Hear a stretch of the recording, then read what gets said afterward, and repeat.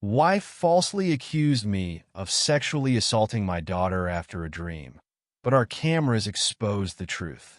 I came home from work that day, pretty much like any other day. It was a normal weekday, nothing special about it. I was tired but not completely wiped out. You know, the kind of tired where you're looking forward to just chilling out on the couch for a while. I walked through the door, and everything seemed quiet. I found my wife on the couch asleep, which was a little weird. She never naps during the day, but I thought she must have had a rough day. Our daughter, who's just 6 months old, was laying next to her wide awake, kind of squirming. I went over to them, planning to say hi and maybe take my daughter to her room to play for a bit so my wife could rest. That's when I noticed the smell. You know that unmistakable smell when a baby needs a diaper change? Yeah, that hit me right away. I figured my wife must have been exhausted and just didn't get a chance to change her yet, so I thought, no big deal, I'll just do it. I didn't want to wake her. She works hard, and if she's napping, she probably really needs it. I scooped up my daughter and took her to her room to change her. It's a routine thing, nothing out of the ordinary. I laid her down on the changing table and started getting the wipes and a fresh diaper ready. I had barely started when I heard footsteps behind me. I figured my wife must have woken up and come to check on us. I turned around to say hi, maybe crack a joke about her catching a rare nap. But before I could say anything, she came at me like I'd done something terrible. Her face was full of anger, and before I knew it, she started yelling. And I don't mean just raising her voice a little. She was screaming at me. "How could you?" She shouted over and over again, and honestly, I had no clue what she was talking about. I stood there, frozen for a second, trying to process what was happening. All I could think was, what is going on? Then she started hitting me, like really hitting me, not just pushing me away or something. It all happened so fast, I didn't know what to do. My main concern was our daughter, who was laying right there on the changing table. I didn't want her to get hurt, so I leaned over her, trying to shield her from my wife's blows. It was just pure instinct. I didn't even have time to think about defending myself or reacting. I just wanted to make sure our baby was safe. My wife was still screaming at me, saying something about me being a monster, but her words weren't making sense. I was just trying to block the hits while keeping our daughter safe. In the back of my mind, I kept thinking, what the hell did I do? What is she talking about? Eventually, she stormed out of the room, leaving me standing there, completely shocked and confused. I was still holding on to the edge of the changing table, trying to catch my breath and calm my racing heart. I didn't know what had just happened. It felt like my brain couldn't catch up with everything. One minute I was doing something as simple as changing a diaper, and the next my wife was attacking me like I had done something unspeakable. About 5 minutes later, I heard a knock on the door. At first I thought maybe my wife had come back to talk things through, but no, it was the police. 3 officers stood there, and I honestly thought I was dreaming or something. I hadn't processed what had just happened, and now there were cops at my door. They told me I was being arrested. I was still in shock, trying to figure out what they were even talking about. My wife was behind them, crying hysterically, telling them that I had hurt our daughter. I kept asking her, "What are you talking about?" But she didn't respond. She just kept repeating that she had seen me doing something to our daughter. I could barely believe what was happening. They cuffed me right there in front of our house and took me to the station. That night in jail was the longest night of my life. I didn't sleep. I couldn't. I just sat there trying to make sense of what had just happened. How had my wife gone from peacefully sleeping on the couch to accusing me of something so horrific? Why was she acting like this? My mind was racing, and I just kept replaying everything in my head, trying to figure out what had triggered her reaction. I knew I hadn't done anything wrong, but at that moment, I felt like my world was falling apart. The next day, they reviewed the footage from the baby monitor in our daughter's room. Thank God I had set that thing up a while back because it was the only thing that saved me. The camera showed exactly what had happened. Me walking in, picking up our daughter, and taking her to change her diaper. Nothing more, nothing less. I didn't touch her in any inappropriate way. I didn't hurt her. Nothing. It was just a regular diaper change. That footage was all the evidence they needed, and I was released. You'd think I would have felt relieved, but I didn't. The fact that my wife had accused me of something so horrific, something I would never, ever do, shook me to my core. I just couldn't wrap my head around it. How could she think I would ever harm our daughter? How could she attack me like that and then call the cops, making me out to be some kind of monster? I walked back into my house after that nightmare of a night in jail, and it was dead silent. Normally, I'd hear my wife humming or the TV going, maybe the soft little coos from our daughter, but none of that. The house felt empty, and it hit me just how much had changed in less than 24 hours. I don't know what I was expecting when I stepped back inside, but the reality of it all started sinking in. I sat down on the couch, the same spot where my wife had been asleep just the day before, the same couch where I'd picked up our daughter, thinking I was just doing a normal dad thing. Now, everything felt tainted. The silence was almost too much, like it was pressing down on me. I felt like a stranger in my own home. I sat there going through the motions of everything that had happened, and the more I thought about it, the angrier I got. How could she do this to me? How could she call the cops on me like that? I had done nothing wrong, but in her eyes, I was this monster. She had painted me as the bad guy, and it didn't make any sense. The woman I married, the person I thought I knew better than anyone, had turned my life upside down in a matter of minutes. After a while, I decided to check my phone. I hadn't looked at it since everything went down. I wasn't exactly in a hurry to face the world, but when I turned it on, it was flooded with messages. Missed calls, texts, you name it, all from her. I didn't even know where to start, so I just opened the first one. "I'm sorry, I didn't mean it. Can we please talk?" That was one of the first messages she sent, and I could feel my blood boiling. Didn't mean it? She had me arrested. She had me sitting in a cell, terrified that my life was over, and all she could say was she didn't mean it. I scrolled through more of the messages, and it was all the same. Apologies. Asking to talk. Suggesting we go to counseling. I couldn't even process all the messages because none of them had any real explanation. She kept saying sorry, over and over, but never once explained why she had freaked out the way she did. Why did she think I'd hurt our daughter? Why did she attack me? Why call the police? These were the things I needed answers to, and yet all I was getting was sorry. I sat there, staring at my phone, and for the first time since it all went down, I started to realize I didn't love her anymore. I don't know when it happened, but something inside me just shut off. It was like a switch had flipped. The woman who was supposed to be my partner, my best friend, the mother of my child. How could I ever trust her again? How could I stay married to someone who thought I was capable of doing something so horrible? I felt like I was sinking into a deeper pit of confusion and anger. My mind kept racing. What if we didn't have that baby monitor? What if I couldn't prove my innocence? I'd be sitting in a jail cell right now, my life completely destroyed, all because of a false accusation. And that's the part that scared me the most. If I hadn't installed that camera, I don't even want to think about what would have happened next. And then there were the texts from family and friends. They weren't exactly helping either.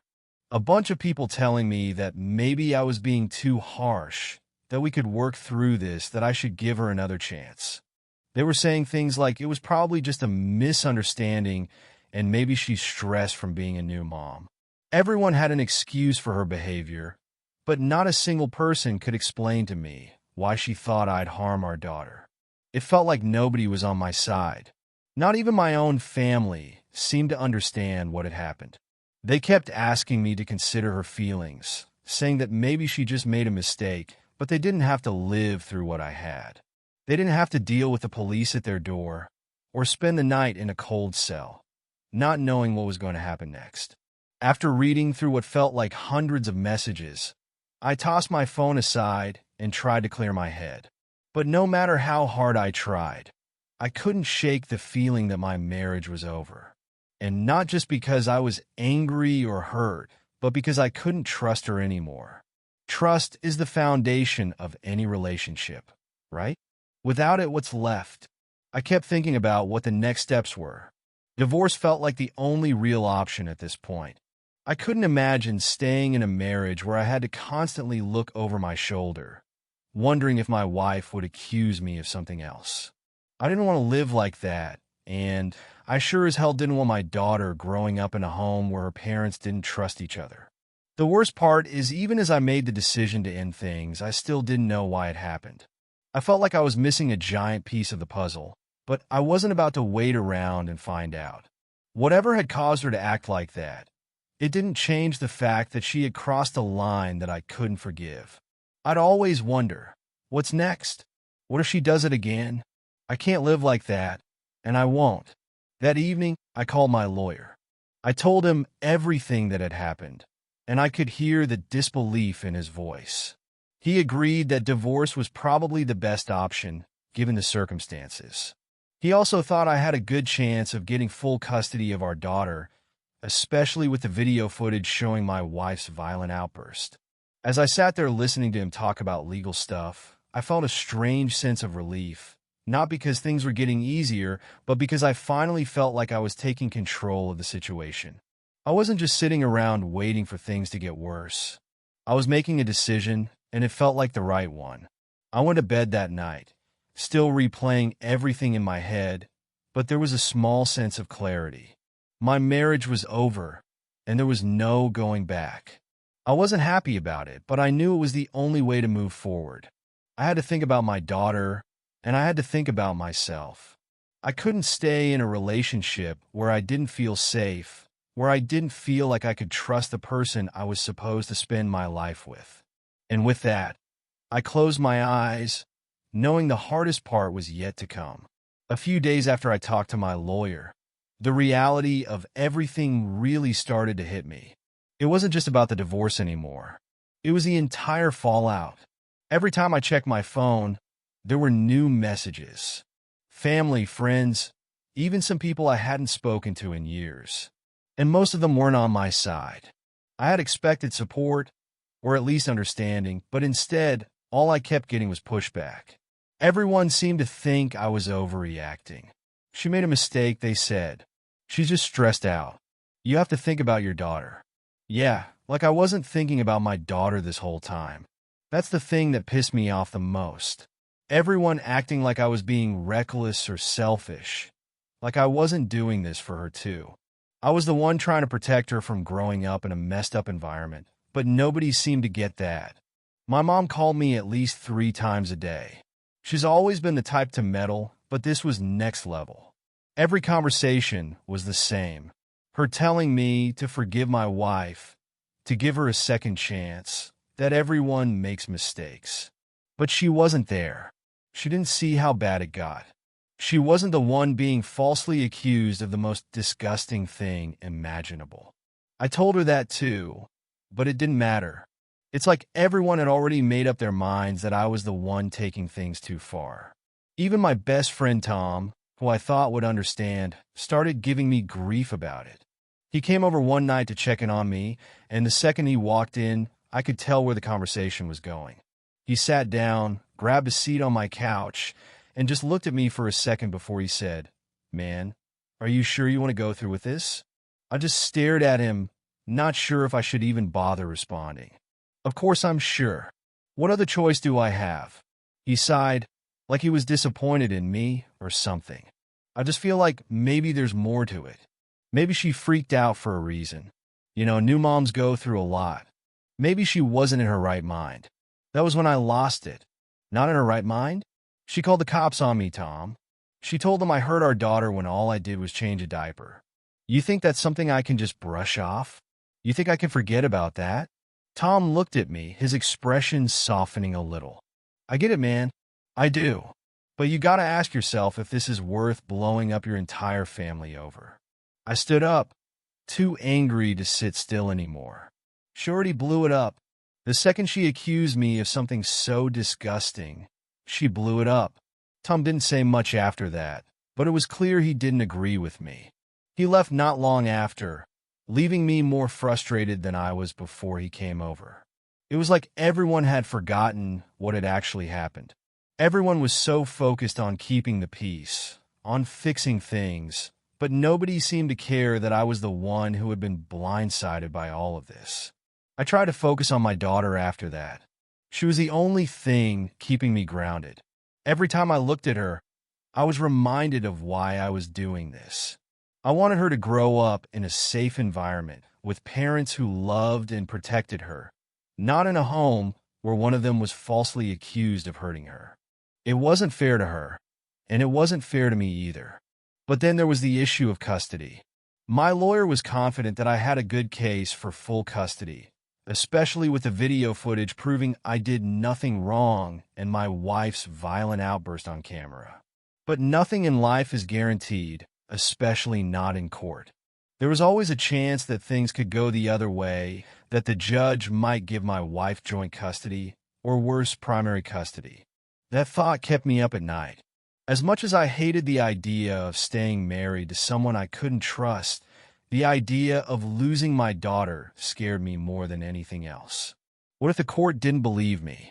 What if they thought I was overreacting, just like everyone else seemed to? What if they decided to give my wife the benefit of the doubt, just because she was the mother? I knew how these things worked. Fathers don't always get a fair shake in court, no matter what the facts are. I started documenting everything after that. Every text she sent me, every time she called, every voicemail, everything. I didn't know if it would help, but I wanted to be prepared. I wanted to make sure that if it came down to it, I had proof that I wasn't the one blowing things out of proportion. I wasn't the one who had done something wrong. My wife tried calling me a few times after that. I didn't pick up. I couldn't. I wasn't ready to talk to her. Not after everything that had happened. She left a few voicemails, though, and I listened to them. Most of them were more of the same, apologizing, asking to go to counseling, saying she didn't know what came over her that day. But none of it was enough. None of it explained why she had done what she did, and that was the part one couldn't get past. I wasn't interested in marriage counseling. I wasn't interested in trying to fix something that felt completely broken. I couldn't see a future where I would ever trust her again. And without trust, what was the point? Every time I imagined staying with her, all I could think about was how I'd always be looking over my shoulder, wondering if she'd snap again. I couldn't live like that, and I wouldn't put my daughter through that either. So I called my lawyer again and told him to move forward with the divorce.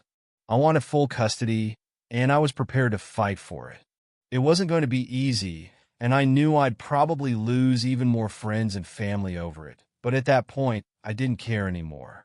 I had to do what was right for my daughter and for myself.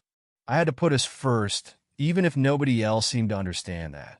And honestly, if they couldn't get behind me on this, then maybe they weren't people I needed in my life anyway. The divorce process was dragging on, and honestly, it was wearing me down. Every day felt like a new battle. Not just with my soon-to-be ex-wife, but with everyone around me. Family, friends, coworkers. Everyone had an opinion. Everyone thought they knew what was best for me, for my daughter, for my marriage. But the more people tried to get involved, the more I just wanted to block it all out. I was tired, exhausted really. It felt like I was constantly defending myself for making the only decision that made sense to me. I remember one night, after putting my daughter to bed, I sat down at the kitchen table with a stack of paperwork my lawyer had sent over.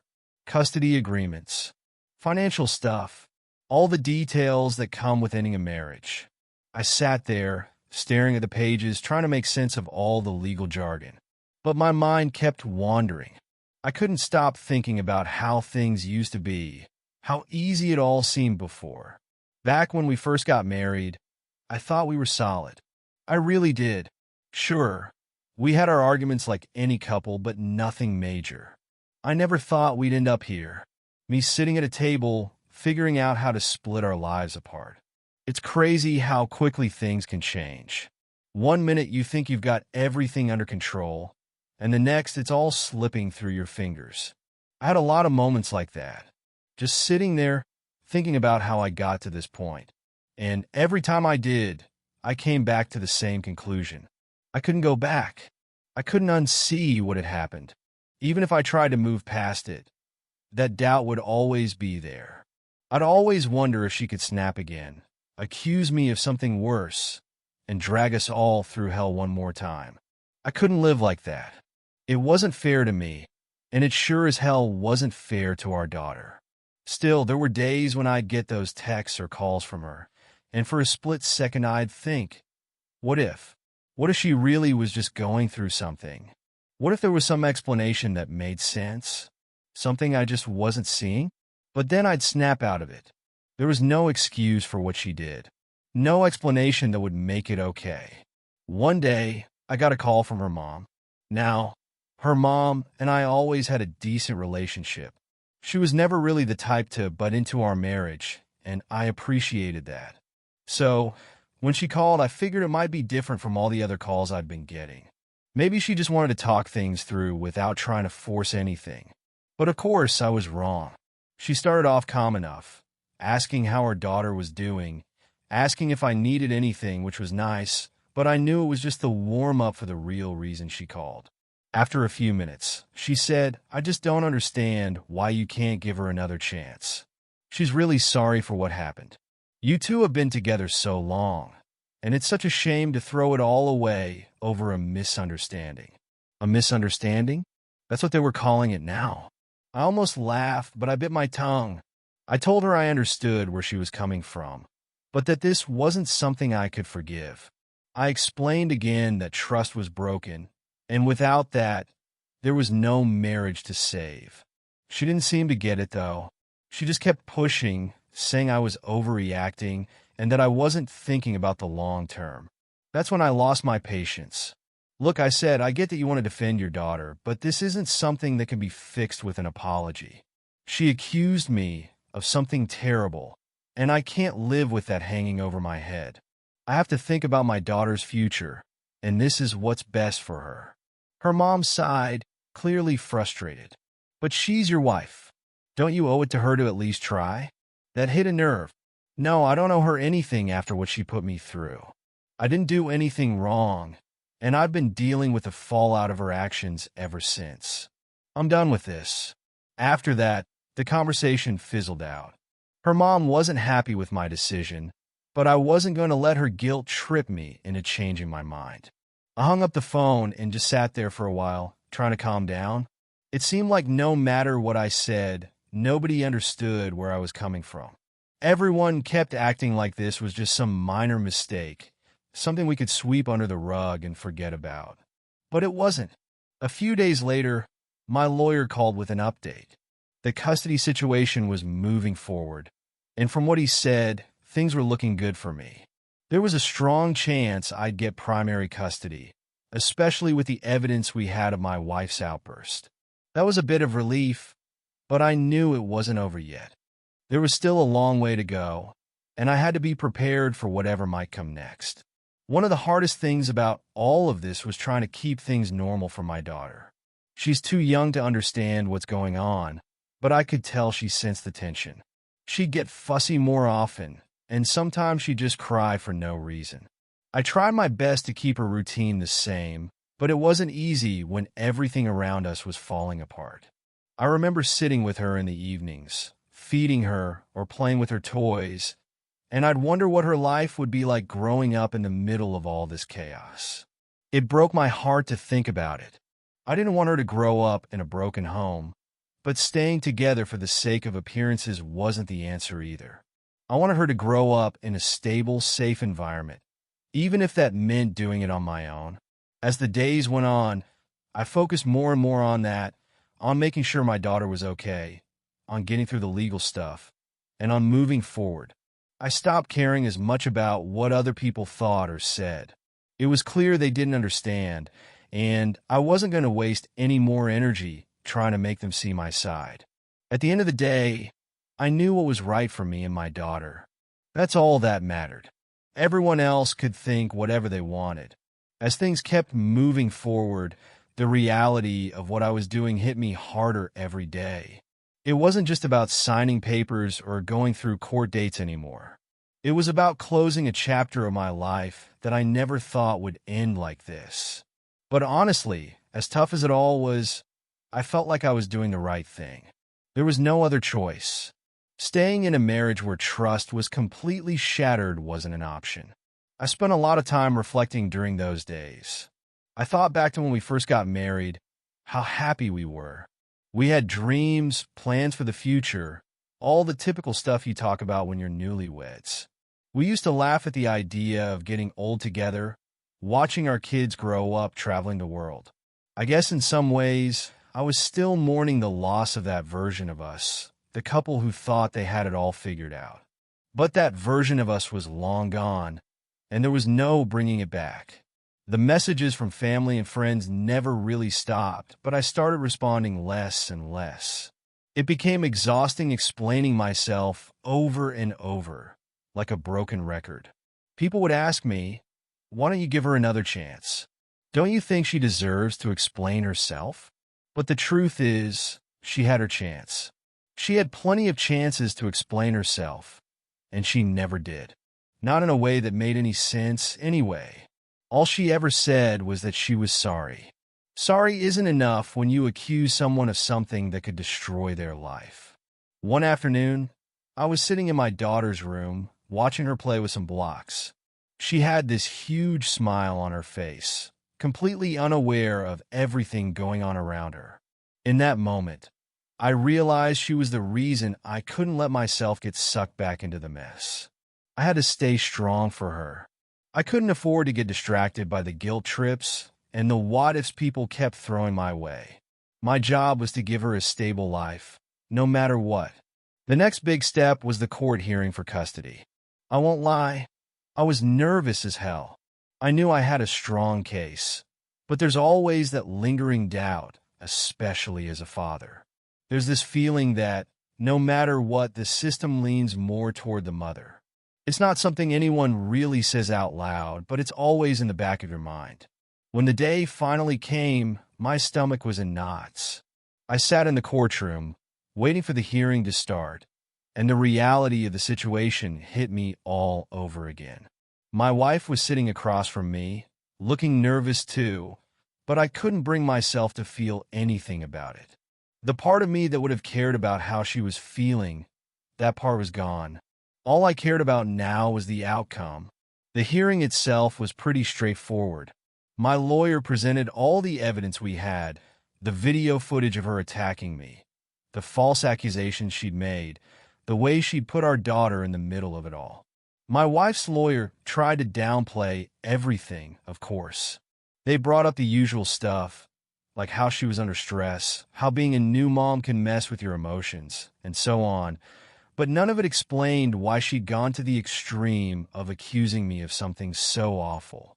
When it was all said and done, the judge granted me primary custody. My wife would get supervised visitation, and that was it.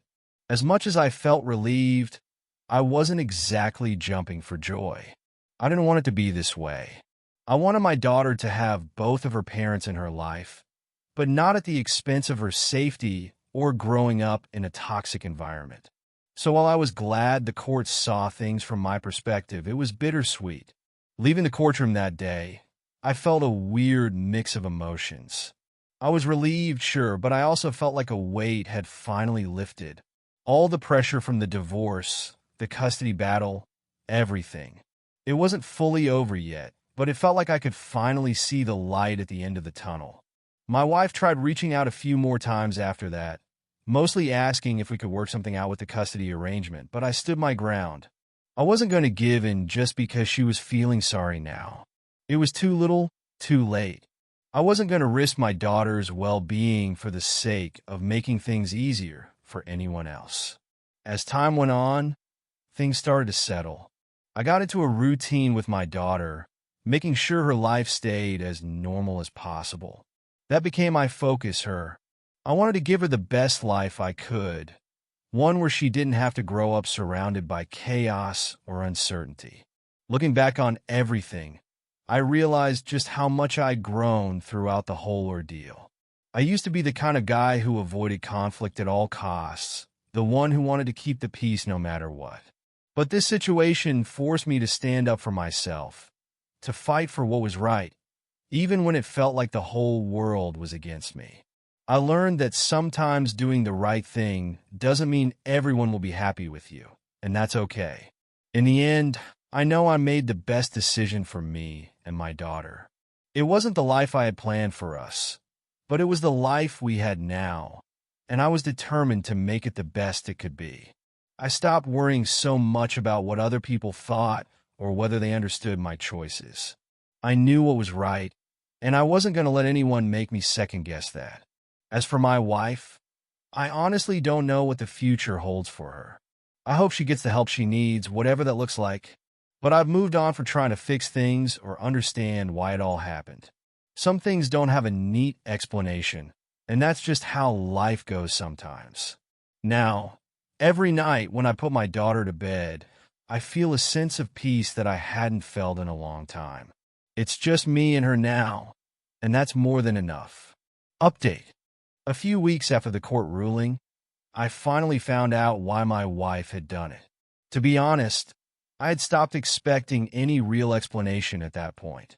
I had already accepted that I might never fully understand what went through her mind that day. But then one evening, out of nowhere, I got a long message from her. In the message, she said that the whole reason for the accusation, everything that happened, was because of a dream. Yes, a dream. She explained that she had this vivid nightmare about our daughter being sexually assaulted. And when she woke up and saw me changing her diaper, her mind somehow mixed up the dream with reality. When I first read it, I had no idea what to even say. A dream? That was the reason my entire life got turned upside down. I sat there, staring at my phone, just trying to wrap my head around it. I couldn't believe it. I mean, we all have bad dreams, right? But for her to wake up and immediately act like it had actually happened, to accuse me of something so disgusting based on a nightmare, it was just too much to process. She went on to say she was sorry again, but it didn't really make a difference anymore. The damage was already done. It didn't matter that it was triggered by a dream. She still called the police. She still attacked me. She still made the choice to accuse me of something so horrible without even thinking it through. I sat there thinking about what she must have felt in that moment, but it still didn't justify what she did. How could she not take a second to calm down, to realize it was just a dream? I couldn't even begin to imagine how someone could confuse a nightmare with real life, especially to the point of nearly destroying her family over it. As much as it explained what set her off, it didn't change how I felt. It didn't make things better or easier. If anything, it made me more frustrated. How could she let a dream control her actions like that? How could she believe, even for a second, that I was capable of something so horrible? I guess in her mind, this was her way of giving me an explanation. But for me, it just solidified the fact that we were done. There was no fixing this. No amount of therapy or apologies could make me forget what she put me through, dream or not. At the end of the day, the reason didn't matter as much as the result. Our marriage was over, and I was focused on moving forward, just me and my daughter.